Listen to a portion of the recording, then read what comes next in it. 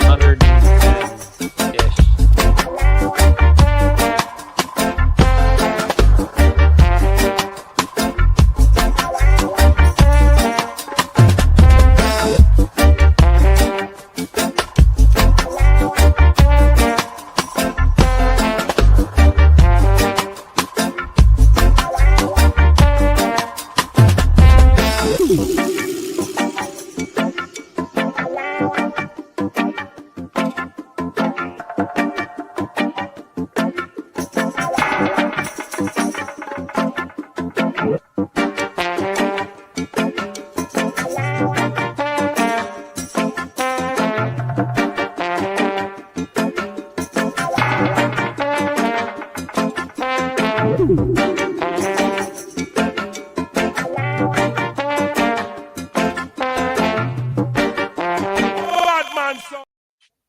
All right. We got an exciting episode for everybody that's watching right now. We got Caleb Rothth, founder of Stain and Seal Experts, in the house. And we got Zach Peyton, which is a franchise leader at Superior Fence. Super.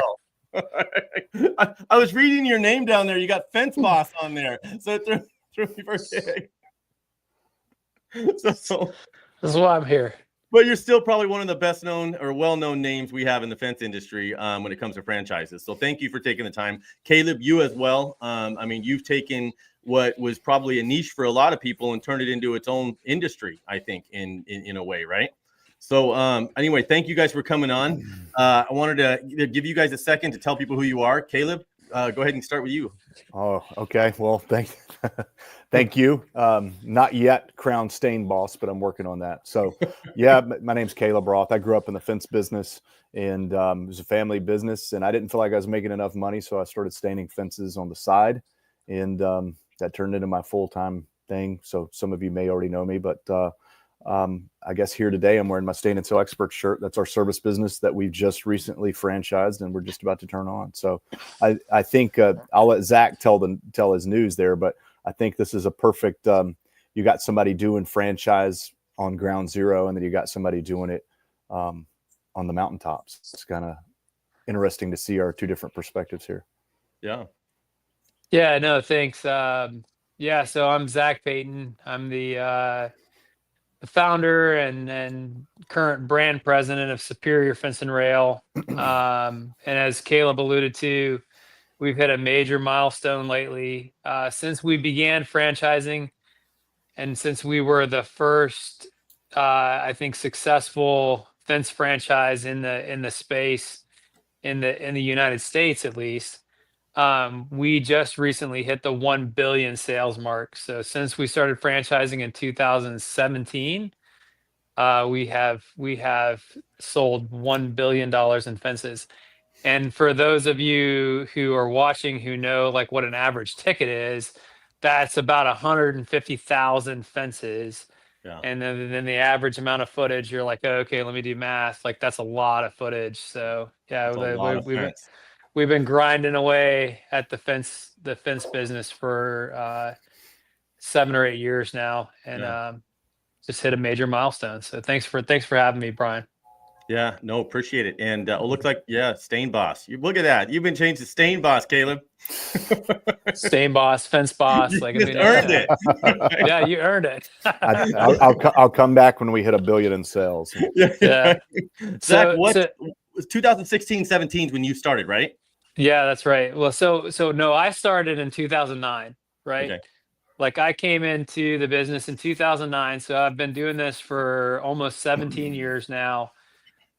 Which is for a lot of people like Caleb who grew up in the business, they're like, oh, well, welcome to the business, Junior. You know what I mean? Like, so it's a sort of a microcosm for people who have like grown up in the industry. But for me, I've been doing it for 17 years. We didn't start franchising until 2017. And so that sort of like dramatic growth that we've seen happened after 2017. And that was out of Florida, if I remember correctly. Yeah, we started in Florida, which is a super competitive fence market. There's a lot of people who are on the call who would be like, "Oh, well, I've got a competitive fence market," but no, really, like Florida's pretty competitive. Yeah. And so we've taken some of the advantages that we've had coming from a competitive market, and then leverage the model that we created in other markets, and been, I would say, like, overall very successful around the country. Yeah, and we're going to get into somewhat the advantages and disadvantages and the pros and cons of franchising. But before I get into that, Caleb, you're out of Tennessee. I've been up to where you did you're rebranding a little bit. It's now Stain and Seal Experts. Was it Expert Stain and Seal at one point, or? Well, we have a couple of companies, and the Stain and Seal Experts brand is our service brand. Okay. So we kicked off started the process of franchising last year. I think I talked to Zach about it a couple of times when I was kicking the tires on it, and we started that up late last year. And then I sort of hit pause around January or February and said, you know what, I need to rebrand because it's going to be easier to do it now than when we got 100 locations.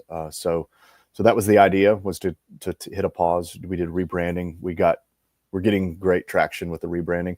I rebranded several years ago in 2015, the first time, and it was amazing. The results were really. People started saying, we see your trucks everywhere. We only had one truck. People stopped arguing about our prices. Yeah. And so that made that was helpful. And so I knew I needed to go ahead and do it again. And so we've hit pause and just finished up the rebrand. And I think our franchise goes live. Like, we're turning on the marketing to say, hey, do you want a franchise? Wow, that's awesome. Monday. So fresh. We're going to get into telling people how they can get going with a franchise if they decide to go that route, or maybe not after we tell them the pros and cons, right, guys? But yeah. I tell this story. You heard me tell it before the first time I really met you out in Tennessee, at the Expert Stain and Seal. Was it called the Expert Stain and Seal University then? Or so that was just Staining University. It was just kind of like our own miniature fence tech for the staining industry. That was. Have you been to one of those, Zach? I have not personally been, but I have sent people to that event. Yep. Yeah, and that was one of the coolest things I think I ever went to. You and Ashley and everybody was just really cool. And it was, I literally left there and I'm like, man, of course I'm in the middle of Las Vegas. We just don't have much staining going on. But I'm like, I just want to shut everything down and get some trucks and start staining. That's how excited I was about stain when I left, and the systems and everything you guys put in there. But if somebody I know there's a big difference between maybe getting a staining franchise and maybe one of yours, Zach. What does it take to start a franchise? Well, for us, it takes a little bit of capital, right? Like we are, like a brick and mortar focused franchise. So we want people to buy lease out a location, stock up on inventory. So I think our franchise disclosure document, which is sort of like the controlling document that says hey, franchising is very tightly regulated, if you can imagine, because franchising has been going on for 40 or 50 years in this country. So it's super tightly regulated. And so the franchise disclosure document really defines a lot of different things, a lot of things that we have to disclose about the business. And so what that document says, it takes about $250,000 to start a Superior Fence and Rail franchise, right? Gotcha. So, what about you, Caleb? What's it take to do one of your franchises for staining? It's a little bit less. So we have multiple models. So we can start with a guy in a truck, one small territory and a guy in a truck, or we have models where you can scale it out and have multiple locations. But you're looking at somewhere between 75 and 95 grand to start up with one of ours. Okay. So it's not that starting a franchise is just a lower barrier of getting in. I think that it's not because obviously you could just go get a business license, start a fence company, or start a staining company, start buying some staining, right? Mm-hmm. So I think I'll give you my take on franchises, just from me being in the industry, and it's not my take based off of what everybody's saying or anything like that. And now this is me now as being an association leader for the last few years, and what our industry offers people, and what I felt it needed to offer people, and I think that like you said, a lot of industries and trades have franchise has been going on for forever. Ours probably was a little slower, to catch up on it. And we've seen a lot of the VC money come in, and there's got to be a way for new people to get into our industry. And I think that in our industry, we kind of dropped the ball a little bit. So it's not that you guys all kind of snuck in my eyes.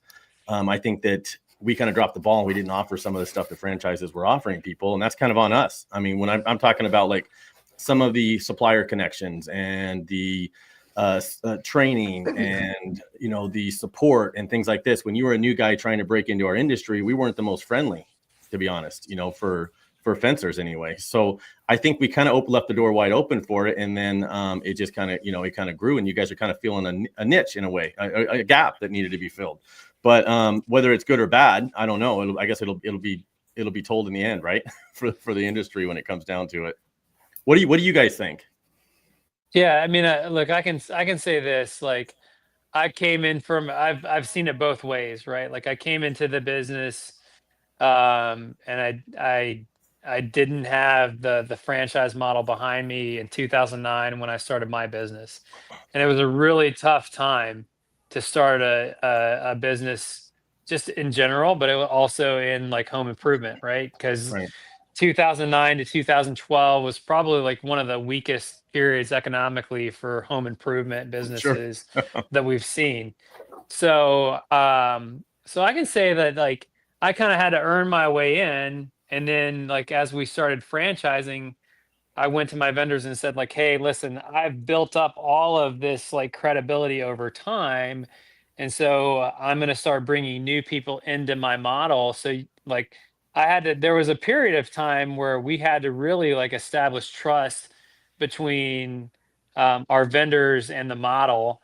And then like what I've been able to prove over time is that like, hey, like under our model, the bad debt, which is the real scary thing for vendors, right? Like so Right. for vendors placing their trust in like an unknown like new startup is very difficult to do. And so what we've been able to do is say like, okay, well, hey, let's bridge that gap between like how hard it is to trust like a brand new business, uh, but rather like trust a brand new business that's backed by this like great model. And so we've been able to kind of bridge that gap with but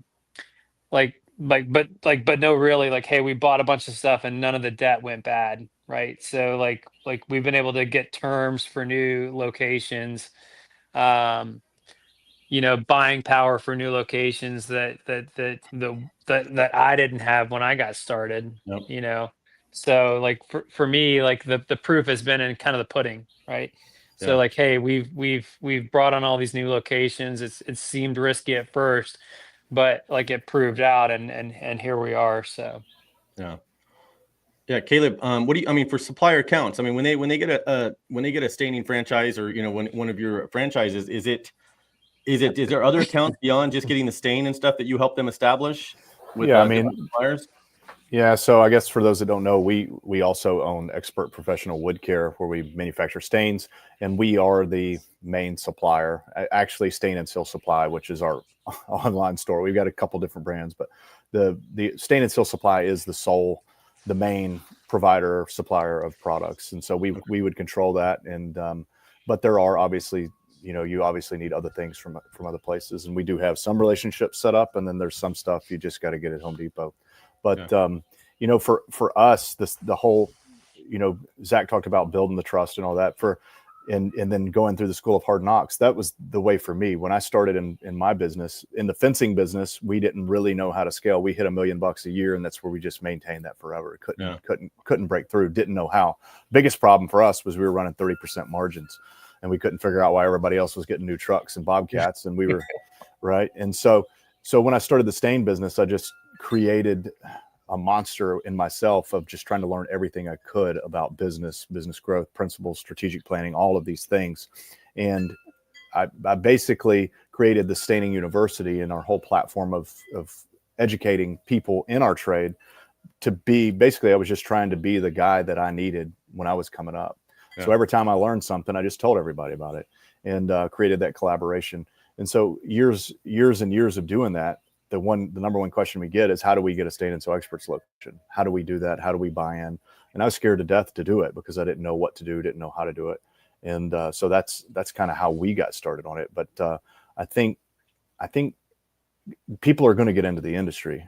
Yep. And so it's really nice to have somebody there that can, you know, lay the yellow brick road out for you. Right. So yeah. I think that's kind of what we're looking at, is just being that person that we can take new people under their wings so they can focus on growing the business rather than figuring out how to do the business. Yeah, and it sounds like we've got Aaron here. He looks like we need to get some staying down to Central Florida, right? Yeah, we're there. Yeah. We're gonna pull him up and comment back on his comment. Aaron, we'll get back a hold of you with where you can get a hold of either Caleb or somebody he's got down there for the stain. But going back to what you guys were just talking about, supplier accounts, I think that was a big deal. And this is where I was really disappointed. I mean, and by the way, you sound exactly like I did when I started FWA. I'm like, people are like, hey, what is this? What is this resource? Well, these are all the resources I wanted, the FWA help. And we just had another meeting in there about bringing 3 more people in our company on FWA Health because we couldn't afford $800 a month for everybody, and to keep paying them through even slow seasons and stuff. So a lot of the resources you see that we did was solely because it's stuff I wanted. And the supplier accounts, but people were struggling to get accounts set up with some of our larger distributors and stuff. And I think, and where it goes back to what I said, I think that that's the stuff that maybe franchises came in and did better than we did as an industry. It's not that we haven't been around as associations and stuff, and all of us, including me, that we went to the suppliers and said, hey, we need help negotiating better, easier access to the materials and stuff. Yeah. And you so guys Brian, do a lot of that. Yeah. So Brian, I think if I could paraphrase, like, from your perspective, if you credential and certify a business and say, like, hey, this guy is like FWA certified and they're an FWA certified contractor, that should buy them sort of like the clout to go out and establish accounts with, Stevens Pipe and Steel and Master Halco and Fence Supply Group and like all of these other.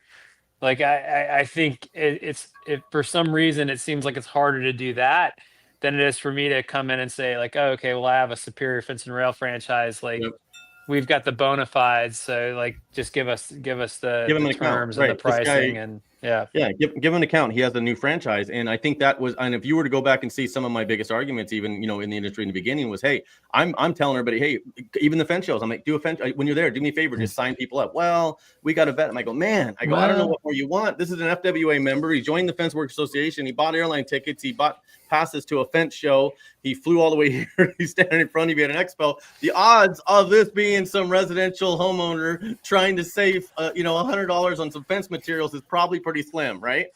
Check. I just vetted that guy for you. So, and like what you're saying, and then you can set someone up with a franchise and say, this guy's a legitimate fence company, sell to him.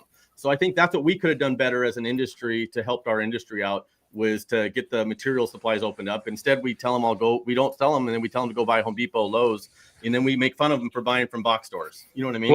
Well, to be honest though, like we did have to put some skin in the game for our earliest franchises, right? Like we did have to put like we had to put some guarantees on the line and say, like, oh, but no, hey, really, like, we'll guarantee it, Like I at one point, I think I had over $1 million in personal guarantees out with certain vendors.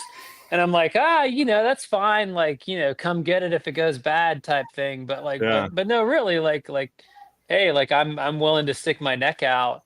And I think like maybe like that might be the difference, because like I was actually willing to guarantee the result to a certain extent, and people I don't think see that. They don't see the risks that you guys take, Caleb, you too. To do all this, and even when you're basically also, you're taking your brand and you're trusting people that you really don't know as well as you'd know someone for 10 years, right? You're trusting them with your brand and the liability and stuff as well. So I think the franchising, like I said, it's in a lot of the industries, and it's here now. And I think there's a bunch more that have popped up, if I remember, that are just. I think Susan was just telling me about another one. I don't remember the name of it that came in, that's in the scene now. So going back to that though, what kind of training do you guys get as a franchise when someone buys it? Because I think there's a image at 76 Fence. She said she just found whatever that was. So she said she just found that one today. But nonetheless, when you buy into a franchise, what do they get out of that? Caleb, you can go ahead and start, and then I'll kind of dovetail on that. Well, again, we're at ground zero, so I'm sure things will change in time. But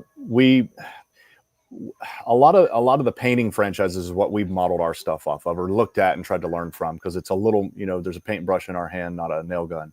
And so a lot of the painting franchises, their main goal is to grow to be acquired usually later for a buyout. And so their goal is they teach people how to hire subs and then how to sell jobs. And we can teach you those things, and we do teach those things, but we also are pretty heavy handed in actually knowing how to produce what we do. And so because we have, we're in the business too. And so a lot of our training is going to be hands-on, how to produce jobs, how to get it done. And then there's all the other things that people don't think about. Everybody always asks about how to use stain a fence, what sprayer to use, but then we go into all the back office stuff. There's a little bit of HR stuff. There's a lot of marketing stuff. There's a lot of business development stuff and strategic planning and things that we teach. And so when they buy a franchise for us, they're going to come in for a week long, and they're going to get all of those things dished out to them. And there's a whole long list, and I'm forgetting all of it, but there's basically, we got to teach the whole system, and then we got to hold their hand as they get up and go on. Yeah, so for us, we do a 3-week intensive training course, right? So there's 1 week of primarily online, like business fundamentals, like marketing, bookkeeping, like all the things that happen behind the scenes. Then there's a 1 week intensive on learning how to install fence, right? And then another 1 week intensive on learning how to sell fence, right? And then like that's sort of like the first part of like drinking from a fire hose. And Yeah. then they go back, they implement, and then we're walking with them through the first like 6 months of getting set up to say like, okay, well, okay, like you've started to sell, you've started to install, like what's going wrong, what's going right, and like slowly getting them aligned with the systems the way that they're intended to be. And then, the goal being like 6 months after starting operations that they are like mostly aligned and rocking and rolling and at least at operating at break even. Yeah. Right. And the reason I'm asking is because there's this perception, I guess, with some people that if it's a franchise or a Superior Fence and Rail or whatever franchise it is they're not as skilled, not as, you know what I mean? Well, And yeah, great. Like, yeah, I hear all the bullshit on yeah, all the man, I don't want Facebook to get you all forums riled and up, Zach. I'm just saying why no, I asked. yeah, well, like, all right, you got me all riled up. But like everybody go back to like I go back to my first like couple months in Yeah, business. Like the first 9 months, I tell people like I thought I would come in and like gain control of the yeah, situation and like get it under control within like 90 days and then like everything would be fine. But it took me at least 9 months to get like everything fully under control. yeah, And like we like there were some broken eggs like to make that omelet, you know what I mean? Like yeah, and like anybody who wants to like throw shade at like a new business, like go ahead and do that. Right. But like if you can't remember what it was like to be a new business and like make a bunch of mistakes and waste money over here or make yeah, a mistake or goof up an installation for a customer, like that's fine. Like, all right, that's fine. Like you never went through that or you did and you forgot. Like, all right, that's fine. yeah, Like yeah, whatever, like good for you.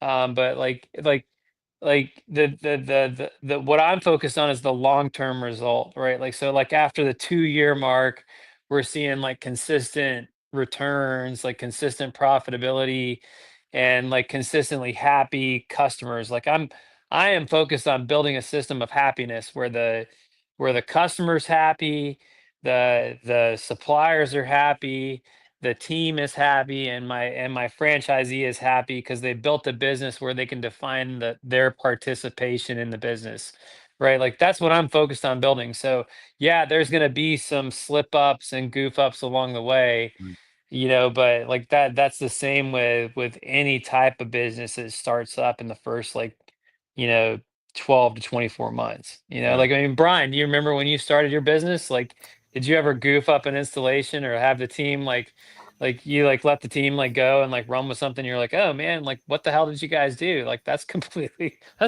wrong, I screwed shit like up I today. I screwed shit up yeah today. Forget about when I yeah started. What do you yeah mean, yeah right? like today like that happened. But the Exactly. when you said consistency, you think franchises, and this would be probably for both of you guys, you think franchises may offer more consistency because of like you're developing systems with more of a standardization and maybe certain style of fences that you build at these locations, but do you think that it would kind of make it struggle a little bit more with unique or custom projects? Again, Caleb, I'll let you start and Well, I'll I finish. think, I think so. I mean, I think you are building consistency with your processes and systems and your branding and all that. So I think, especially if you inject core values into it and you make sure your people are similarly valued, I think you do have a higher chance of being in alignment, as opposed to a licensing agreement, or hey, my friend's going to start another one of my company locations on the other side of town. I think it's just probably a better thing.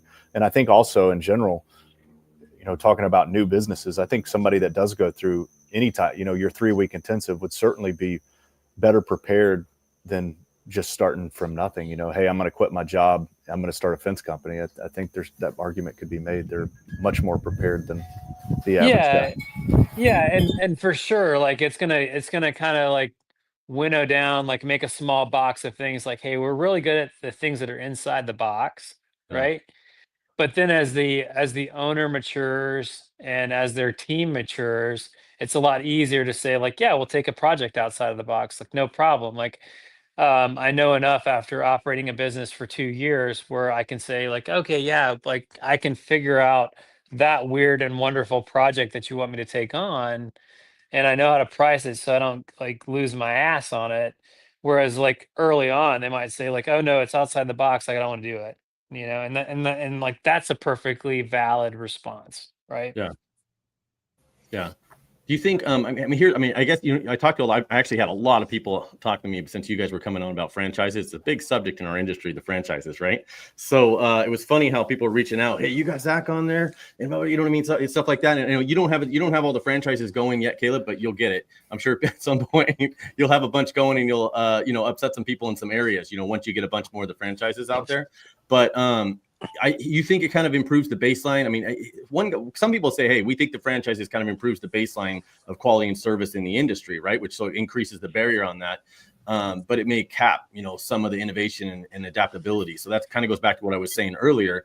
We don't see any franchises here in Las Vegas yet. And I think I met with somebody that was saying, well, you don't have them there because they're licensing and stuff. So it's really hard in Las Vegas. But what you think that's kind of real? Well, I think that well, like first of all, for Las Vegas, for me personally, like the demand for sort of like everyday consumer like backyard B2C fences is pretty low, right? And so like you've built a great business there, Brian, but like somebody coming in fresh who's, new to the industry, like that's going to be a tough go of it, right? Like there's more masonry walls in the like generally speaking in the desert Southwest, like Las Vegas, Phoenix, El Paso markets than there are anywhere else. And so for you it's a little bit unique, but yeah, like I feel like I don't know, I lost my train of thought. Like Well, what I were we mean, do you talking think it about? improves? Do you think the franchises? I mean, of course, you're in the franchise side, so you probably think that. And some people said it improves like the baseline of quality and service, in the Yeah, industry, which it kind of brings up the barrier a little bit. I think that it does. Like and the thing is like we're not coming into any market as the low price leader. It may seem like that at times, right? But like over time, like we're not the low price leader. We're not trying to be like budget fence direct or anything like that. Like, like we're trying to come in and like compete with guys who are operating out of the back of their truck and competing with like guys who are operating off of really thin margins. Like, so for me, like I've never been the low price leader. And so I don't think that like that's the real like the thing that would have me concerned is like if a low price leader all of a sudden became very pervasive. Like I think that would be a real problem, but I don't think that's what we're doing. Yeah. Like here and there in some markets, some guys might feel like they're being undercut, but the reality is like we're not trying to undercut anything. We're trying to come in at market rates, because if I came in with Florida pricing in like Ohio, for example, like it really would be like a disaster. Like everybody would be like, "Oh no, it's a race to zero." Like, yeah, I know, dude, because that's like Florida pricing, but labor rates are different. The cost of acquisition is a little bit different in some markets for materials. So we're at the end of the day, like we're not trying to drive the market down. If anything, we're trying to like bring everybody up to our standard. Like, hey, like look at what you can charge to get a fence installed. Like, it's not so bad, you know. Yeah. And like you said, we're not, I guess I don't worry about it. We do mainly commercial and industrial. There's really not much of a residential market, like you said, here in Las Vegas anyways. So, I mean, I'm not saying you couldn't open up a residential company here, but it's just not what you think. I've measured the volume in Yeah. Las Vegas, and like relatively speaking, it's like a fraction of the demand that we see in other markets, you know. So it's like, okay, well, let's hold off on going to those places. Let's expand in the places where we know there's healthy demand. Yeah. You know, they used to be like 10% of our, like one point they were like 10% of our business and they were 80% of our headaches and nightmares. It was like, Right. I don't know what it is. You could give me a mile of fence, 12 foot tall with barbed wire and razor ribbon. We'll knock it out. Give me 50 feet of like some wood fence or vinyl fence in somebody's backyard. We'll be out there for 4 months. I'll have a complaint to the contractors board. I'll probably get sued. We'll never finish it. I'll never get paid.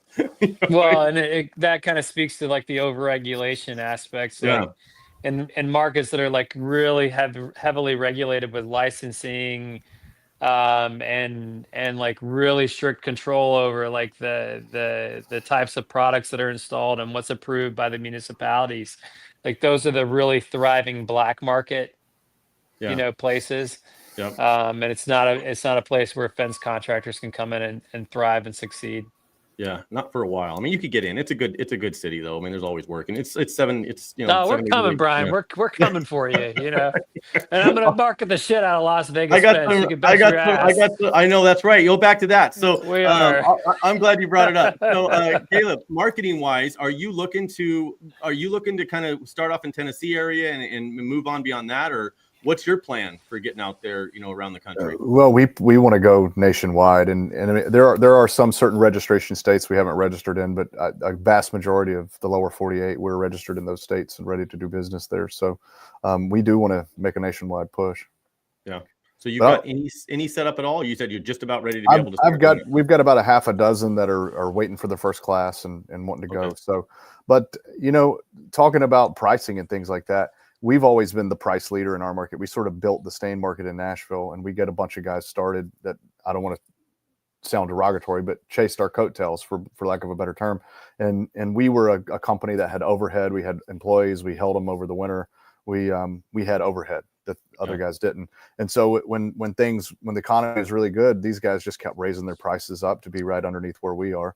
And every once in a while, you'll get one that says, man, you undercut me. And then I look at the quote we did, and like, we bid it at a 70% margin. What did you bid it at? And so you're going to get some people that complain about you no matter what. There's, you know, but I think just like Superior, I've been around the fence business long enough to know Superior generally. I mean, I guess I don't want to say a bad apple in reference to Superior, but any business, you're going to get somebody that for some reason you're going to bid something out of the ordinary cheap or whatever. But I think in general, like, the idea of the franchise is to be profitable, because people are buying into a profitable system. They're not going to buy a franchise if the numbers aren't right. So, so I think overall, most franchisees, unless they've got some motive that we don't know about, they're going to be competitive, but they're going to be profitable.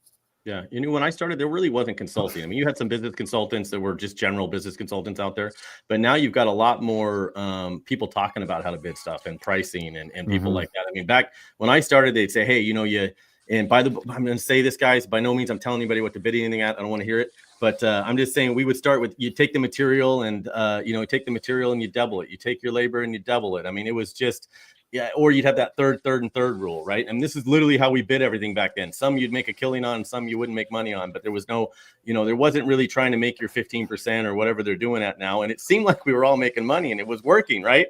And then I think that as we get more and more, even like the general contractors and everybody that's starting to self-perform, and things like that, they have a different mentality where it's like, hey, we're okay making our 15%. And I think that's tougher, especially if we got consultants that, haven't really owned or operated fence companies, and they're used to dealing with contractors, actual GCs. They're subbing all the work out, right? So they're not really putting the money out for the labor and the material. They didn't have to sign on for, maybe there's a lien on the property, not the general, right? For the materials, a pre-lien or something. But so they can mark it up 15%. They're just making money on whatever the contracts are, right?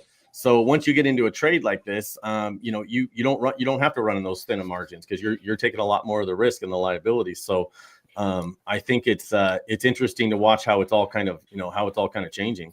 But I appreciate you guys, sharing your knowledge on that. But I want to broach this one thing, because you're saying about pricing, and I know there was like one or two people. Zach, I'm gonna fire at you for a second, because I can't let you off here without zinging you once. But they're like, and I had a conversation with someone. They're like, yeah, but you don't understand. Those Superior Fence and Rails, they'll ask the people for the contract and come in 15-20% under them, or something. You're going to hear stuff like that, right? So, and then and by the way, they'll start attacking how much you're marketing, and what you're doing on marketing and things like that. And my question to them is, well, if they're coming in 15-20% under you and they're spending millions of dollars a year in marketing, first off, I want to know where Zach's buying his material, for one, because how much better a deal are you getting on materials than us, right? But what do you say to that? You know what I mean? I know you kind of stay out of it, man. You dropped off social media the most, but I did. I dropped off all the groups. I found it at a certain point, like the intelligence officer in me, because I was an intelligence officer in the Army. Like I was just paying attention to what was going on in social media, just for my situational awareness and to like pick up some nuggets here and there. But I'll say this, yeah, like here and there in certain markets, we're doing meter beat quotes because we're trying to gain an understanding of like what's going on in the market, right? And so if you're starting up a new fence business and you don't know if your margins are correct, or if your pricing is correct, and you're like wondering like where you need to be with your price point so that you can win jobs at like a profitable margin, right? So like one strategy to do that is to do like meter beat quotes. Right.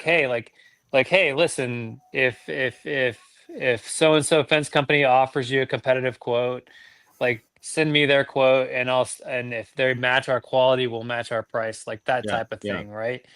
But like once we figure all of that out, and we figure out like what the price point needs to be in order to be competitive in any given market, like then it's like, oh, okay, well now we're going to go with our strategy. We're going to buy appropriately, and we're not going to try to like undercut the entire market in order to, like, I don't want to start the race to zero. You know what I mean? Like I don't want to be the guy that did that. Right. So, and then like when it comes to marketing, like, there's been a lot of chatter like here recently, like one of the forums blew up about like, like a certain campaign that we had to run. And like, I've had issues with other companies, like I didn't hear about like, anything. yeah, no, sure. Like I've had issues with companies like running marketing campaigns like like against us, and then like I've had guys call me and be like, hey man, what the hell, like why are you guys doing this? And anytime like somebody's called me and said like, hey, what the heck, like why are you guys doing this, I look into it, and if we're doing something that's not like purely white hat, that is like above the board, I put a stop to it, and I figure out like why we got there, and then I put a stop to it, like that's all we can do. Like I think I pulled out this metric out of my hat, like when I was responding, like we've had like 3 million impressions per month of our ads out there, and I've only ever had to deal directly with like one or two instances of like, hey, why are you guys doing something that seems like it's black hat? And I'm like, all right, well, like, hey, let me fix that. Like we fixed it, and then like we moved on down the road. You know what I mean? So like, sure, like drag me out into the public forum, that's fine too. Like if you feel like you have to do that, that's fine. You know what I mean? But like I'm also like, I think fairly approachable for most guys in the industry. That if you have a problem with something we're doing, like I'll take a look at it, and if it's valid, then we'll fix it. And we've done that a couple of times lately. But I don't feel like we're doing any, like, I know for sure that we are trying to do everything like above board, like, but if you're like Las Vegas not to pick on you, Brian, but like Las Vegas Fence, or like Nashville Fence Company, or like Memphis Fence, or like if you're like just a generic like name associated with a municipality, like we're probably gonna like irritate you a little bit, and I'm sorry for that, but I'm also kind of like not sorry. Yeah, because it kind of sucks. I mean, it's good. I mean, obviously we're Las Vegas Fence. We're one of the oldest, names in fencing in Las Vegas, obviously, but we get no mercy, man.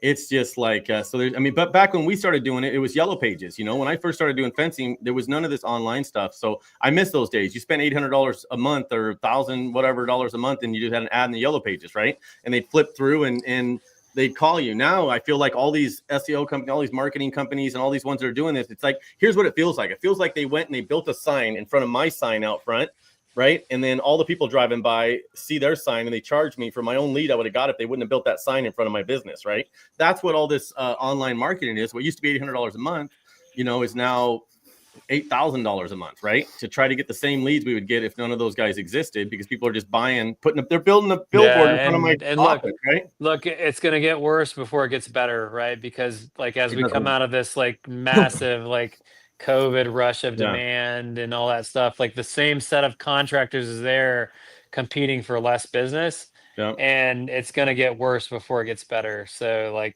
the cost of acquisition for customers has definitely gone up over the last 2 years. We've seen that, and it's an adapt and overcome situation, right? You either adapt and overcome, or you go out. So pick one. It's not it's not as bad as like electrical or plumbing or something like that. No, I mean, those guys, they'll roofing. They'll spend like $60-$80 a click, a lead or something it's costing them by the time they're done. So that's, and their service calls out there are probably half the cost of us doing a gate operator service call or something. So they're literally not making any money on that first hour.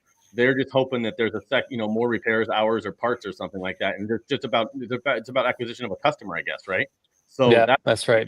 That's got to be, even worse. And as Las Vegas Fence, I don't even look anymore. If you looked right now, there's probably Las Vegas Fencing company. There's probably Las Vegas Fence Installation Company. There's like a million of them that like Google accounts, right? That are all Las Vegas Fence plus something, right?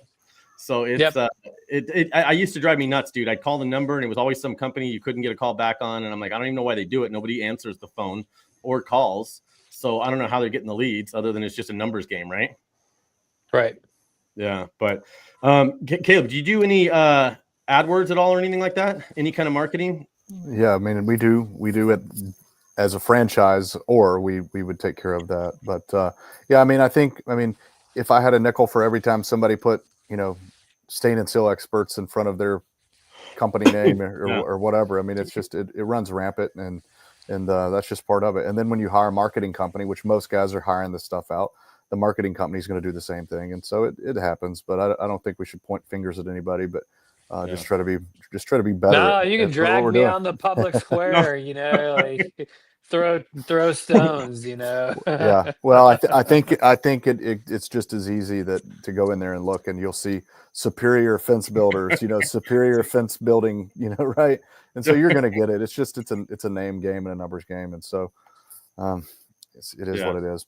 Yeah, but thanks for addressing that, Zach, too. I know that was kind of a subject. Man, that was a couple weeks ago we talked about that, right? Yeah, it was. That kind of popped up, and I see all that, and I always get a bunch of even as FWA, we get a bunch of calls. Hey, Brian, what can you do? I go, what do you want? What do you mean? What can I do about that? I go, what do you? There's no button I can push to make it affects how people market. And I think if you do a good enough job out there, and if I think I'm a big organic lead person, so I'm not. I never really worry too much about what the competition is doing. My number one with all of our folks is like, hey, like first do good work. You know what I mean?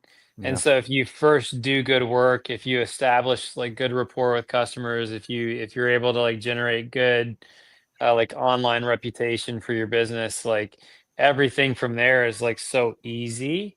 You know what I mean? Like like the marketing efforts, like all of that stuff just gets so much easier if you're first like doing good work. And so like, yeah, in some ways it sort of minimizes like how much we have to worry about what the competition is doing if we're just kicking ass and doing a good job for people. Yeah. So Caleb, what advice would you give somebody that's looking, and I'm going to ask both of you guys this, what advice would you give someone that was, before they actually started talking to you, or something they should think about or do before they thought about starting a franchise with one of you guys? Well, I guess they probably need to sit down and figure out what their goals are. You know, what are you trying to achieve with this? You know, a lot of guys start a business because they want to grow an empire, they want to change lives in their community or whatever, and other guys do it because they can't pass a drug test. And there's everything in between. And so I guess, I mean, you just really got to know what you're looking for, and if a franchise is a good fit, go find one. And you may end up buying a popsicle stand franchise. You know, you may find out that fence or staining isn't for you. So I think just figuring out what you want in life would be the main thing. You know, I think my experience, I've always worked with different type of entrepreneurs than what we're seeing come through with the franchise space. The franchise guys seem to be a lot more serious about going. They want to go from 0 to 100 very quickly instead of taking things slow. They want to go right in. They don't want to lift it. They say that's the thing I've heard over and over. I don't want to lift it. I want to start off and I want to do this right. And so I think it may be a totally even different type of person than the average fence builder. Would you agree with that, Zach? Is that what you're seeing? Yeah, I mean, for me, for guys coming from the industry, if you really want to like embrace this concept, um like some of the like honestly, some of the worst results that we've had have been from people within the industry, right? Like coming into our model. So unless they like were born out of like my business in Jacksonville, Florida, um they have a really hard time, even though like Brian, to your point, like, hey, we got to $1 million and like couldn't seem to get past that point. Like even though like that's the case, even though like they've like bumped up against these thresholds, they're like super proud of the name that they built and like whatever systems they built to like get to that point, right? So if you're cool with like kind of throwing everything you know outside of like building fences like out the door, Yeah. and then like from like a business standpoint, like kind of like ripping your model apart and then like re-implementing with like what we have to offer, then I'd say like yeah, like what we have is for you.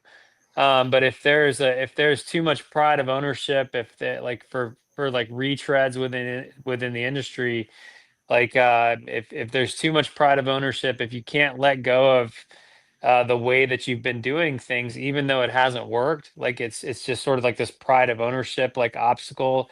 If you can't overcome that, then like that's fine. Like keep doing what you're doing, and like I think eventually like some of those guys will like overcome and like persevere. But like what we have to offer is just like a whole different way of thinking about it, you know? Yeah.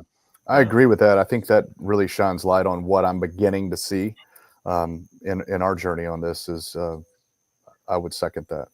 Yep. If you could go back, and this is more for Zach, because I know you've got your what you're getting set up. But now looking back, Zach, at what you've done, is there anything you would have done differently when you first started this thing? Back in 16, 17, when you started the franchising part of it, is there something you could look back and say, man, I wish I'd have known this when I started that?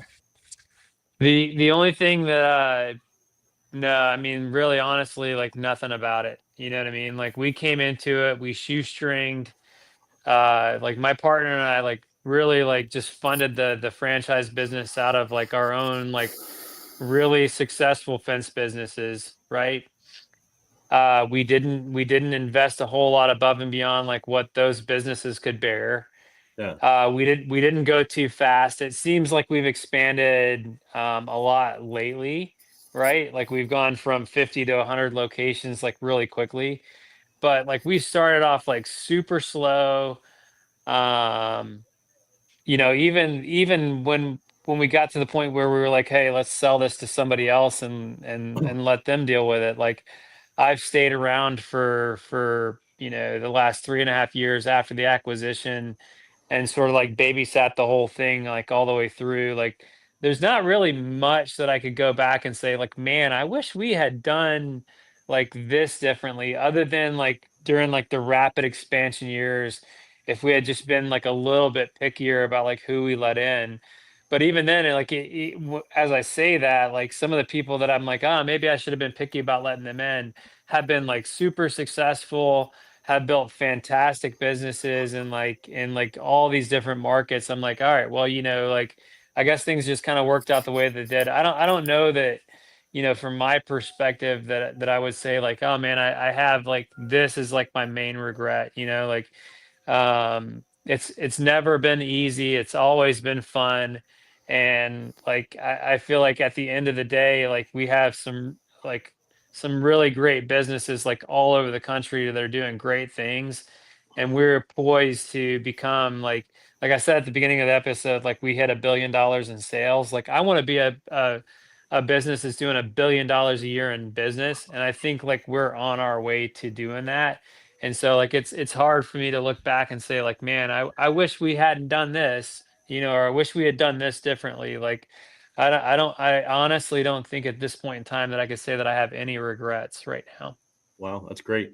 I think that a lot of people don't realize that too. I went to that Empower event that you had here in Las Vegas when you were out here, and explained to everybody about that. I don't think a lot of people even realize that it's not the same as it was. The setup is what 2016, 17. You actually did get acquired, right? Yeah, we did. It's a funny story, and I'll try to be as quick as I can telling it. But in 2021, we had a lot of interest in people who wanted to buy our business, right? And we got a lot of what I'll say is like lowball offers, right? Like people who were just like, ah, man, we'll offer you this, and we're like, gosh, that seems like why the hell would I do that? Like, you know what I mean? Like I could just operate the business for another couple years and like earn that. So why would I do that?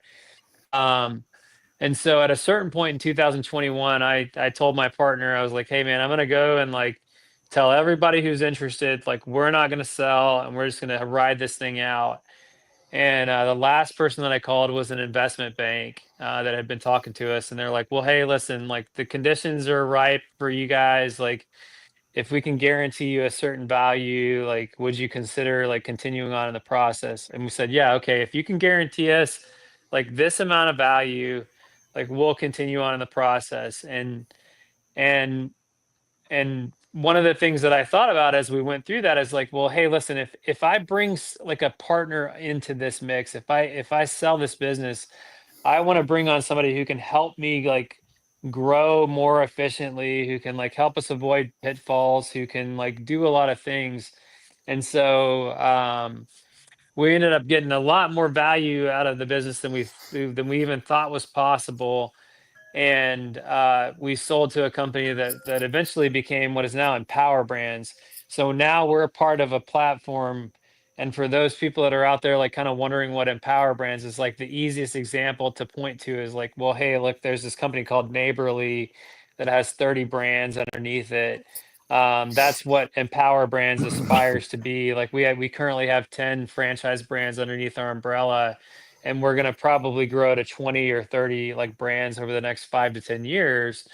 And so like we joined up forces with Empower Brands, and for me as the franchisor, it took a lot of weight off of my shoulders as like, okay, I've got to figure out legal, I got to figure out accounting, I've got to figure out franchise development, I got to figure out all these things, and oh, by the way, I've got to help all of these new franchisees succeed in their business. So by joining forces with Empower Brands, I was able to just focus on the one part that I really needed to focus on, which was helping franchisees succeed in their business. And Empower took care of the legal, the finance, like the marketing, like all of those things. And it's really been a good symbiotic relationship with them. And so like again, like some people could look at that and be like, oh man, do you wish you hadn't sold? And sometimes I could look at it and be like, oh yeah, I wish we hadn't. But like on the other hand, like my life has gotten substantially easier, like because as the founder of a business, like everything like rolls up to you. Like Caleb, Yeah. you know that. Brian, you know that. Like anybody who started a business knows that. Like the buck stops with you. And so, and for me, with my military background, like it was easier, I think, for me to adapt to like, oh, okay, yeah, now I've got like a higher headquarters that I got to report to. That's great. But they're doing a bunch of stuff that then like allows me to really focus on the important, like day to day, almost like what for our franchisees, like they don't have to learn how to sell fence. They don't have to learn how to market. They don't have to learn the bookkeeping. They don't have to learn all this stuff. Like we can help them do all of that. So they can just focus on the meat of the business, which is selling and installing fence, right? Yeah. So yeah. Yeah, and that's why I wanted everybody to hear that too, because I don't think a lot of people realize that they don't just have to tag you in the post; they could tag somebody else as well now. So that's right. That's right. Like yeah. Tag and not all you anymore. Oh yeah. No, it does. It does. Like I've been able to. I will say this. Like I've been able to like operate really independently, and like it's been really the best of both worlds for the last 3.5 years. Like I have been able to do what I feel like is the right thing to do. I haven't had to be like all PC and corporate and all that stuff. And any of my franchisees will tell you that if they met with me lately, like I give them like, hey, this is what you need to do in order to improve your business. Like this is what you've got to do, and there's no sort of like filter on that.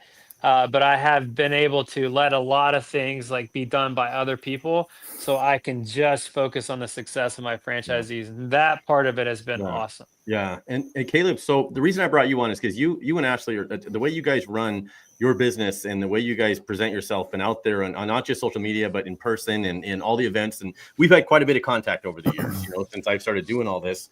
I have just an amazing amount of respect for you guys. So I was excited to hear you would be doing something. And I'm excited to see what happens to your franchises. So if there's something we can do to help or something, let me know. And I'm interested to see how quickly and how well you grow without doing all those tactics that Zach does with his marketing.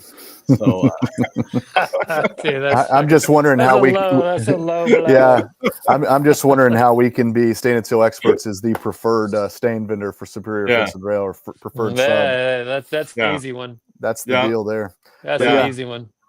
Yeah. So you got 6 coming, and how many again before? Because I don't think I asked you before. How many exact franchises do you have, Zach? Right now we have 110 locations on the map. 110 with $1 billion. Finally hit the billion. And that's all from like coast to coast, right? So like Seattle to San Diego to Miami to I think our northeasternmost unit right now is Boston, Massachusetts. Right, That's we haven't gotten to Maine yet. Where are yours going to be? Approximately. Me? Yeah. Where do you think your first half a dozen will be? Will it be locally around you, or kind of spread across the country? Tennessee, Georgia. We got several guys in Virginia. We got somebody on the fence in Kentucky, and then another guy on the fence probably up in Omaha, Nebraska. Okay, so you'll grow quick. Yeah, it's going to happen fast once it gets out there. So before everybody went, like I said, I do want to say thanks. And again, how can they reach out to you guys? What's a good way to reach out if somebody was interested in starting a franchise? Go for it, Zach. Hey, you can reach me. You can find me on social media. It's not hard. You can call me, text me 904-502-4013. You can email me zach.peyton@superiorfenceandrail.com. I haven't changed my like Twitter tag to like @fencepots or anything like that. I'm not the king. I'm not any of that shit. But like, but yeah, like I'm pretty easy to reach. You can find me out there in the universe. So like, feel free to reach out. There you go. Yep. Same for me. Caleb at stainandsealexperts.com. And we've got ssefranchise.com, and then you can go to stainandsealexperts.com, find us. And I'll throw my cell phone number too, but don't spam me. 615. Yeah, 615-533-4481. That's my cell. Love to talk to you guys. That's awesome. So I'm gonna throw out a few things we got coming on for next week episode, and then I'm gonna let you guys go in a minute too. I appreciate it because I know it's going on an hour, and I promised Zach I think 30 minutes. And I normally, having you guys on was great because I normally cap these at 30-40 minutes, but I could have talked to you guys all night. So I told you, man. Like you're like, it's a short episode. I'm like, I don't know. We'll see. So next week we're gonna be doing one called "Don't Panic." It's just a checklist. If you've been following me at all, the TGM 500 standards for gate operators. We've got apps coming out. It's already out actually, Android and iOS, and we've got a whole new user-friendly, easy way to get your gates checklist safe, lower some liability, get it documented that you put all the safety devices on your gates. I know we're all tired of talking about gate safety, so that's why I created all this, because we want to make sure it's just done and taken care of, and we can move on to the fun stuff, right? But next, coming up here in July, we've got Spanish training over at EVU Fence. It's going to be in Spanish and English. So I'm going to do I got the English one up here because I don't have anybody on here speaking Spanish right now. But July 24th, the training, it's going to be 3 days. It's going to be fun. We're going to have a full day of vinyl fence training. Second day is going to be a lot of business business training, and then gate operator. We're actually installing a gate operator from PPA and some other manufacturers coming out. So go to fenceuniversity.com if you guys want to get more information on that or register for that class. During the fence show, we're going to be actually doing some, it pops up here. We're going to be doing some training. You can scan that QR code, everybody, and it'll get you a free pass to the fence show as well to come to this training. You're going to see a lot of people in here for this one. We're going to be doing in-person training on the TGM 500 standards to get this. Again, we've got the gate safety manuals, everything we're going to be handing out. We just want to get this out there, get it over with so we can all get back to building fence and get everybody building the gate safer. So you guys, thank you for coming on. Unless Susan had anything else, what did she have? I think she wanted me to pull that thing up there, you guys. Oh, she tried to pull it up. Okay, 2025 show is coming up, though. That's right. Here I am talking about what's going on at the show. So go to fenceshow.com, get registered. It's easy. It's a one quick form. Get registered to the show. It's going to be a fun one. It's already filling up quickly. We're expecting probably similar number of exhibitors last year, and attendance is above where we thought it was going to be already. So we're excited about that. You guys, thank you. I appreciate it. Fun times. Yeah, it was a great time. Thanks for having me, Brian. This has been fun. All right, man. Thank you, guys. Yep. All right, everybody Thanks, listening. If you're watching this on YouTube, I don't know how to do it, but subscribe or something like that. Help us out because that's what keeps all this stuff going. All right, we'll see you guys. Have a good night. Thank you. Thanks, guys.